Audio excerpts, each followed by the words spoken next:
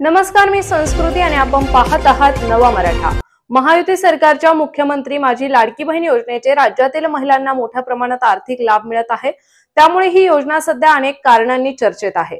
मात्र आता योजनेच्या नियमांचे पालन न करणाऱ्या महिलांना यातून वगळण्याची प्रक्रिया शासनाने सुरू केली आहे।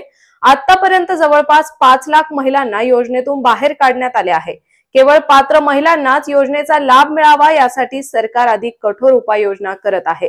तसेच आता या योजनेअंतर्गत मिळणारे लाभ आता प्रत्येक महिन्याच्या 3ऱ्या आठवड्यात देण्याबाबत एक महत्त्वपूर्ण बदल करण्यात आला आहे। मंत्रिमंडळाच्या बैठकीमध्ये यावर चर्चा होऊन पात्र महिलांनाच लाभ मिळावा यासाठी काही नवीन नियम लागू होण्याची शक्यता वर्तवण्यात येत आहे। तसेच मिळालेल्या माहितीनुसार लाडक्या बहिणींना प्रत्येक महिन्याच्या 3ऱ्या आठवड्यात लाभाची रक्कम मिळणार आहे। तसेच लाभार्थी महिला जिवंत आहे की नाही याची देखील पडताळणी केली जाणार आहे। तसेच यासाठी दरवर्षी जून ते जुलै या काळात ई-केवायसी करणे बंधनकारक असणार आहे।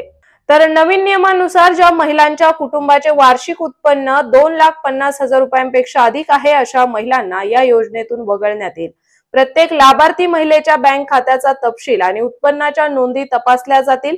अपात्र महिलांना वगळण्यासाठी जिल्हा स्तरावर पुन्हा तपासणी मोहीम राबवण्यात येईल, जेणेकरून नियमांचे उल्लंघन करणाऱ्या महिलांना योजनेतून दूर केले जाईल। तर अशाच माहितीपूर्ण बातम्यांसाठी चॅनलला सबस्क्राइब नक्की करा।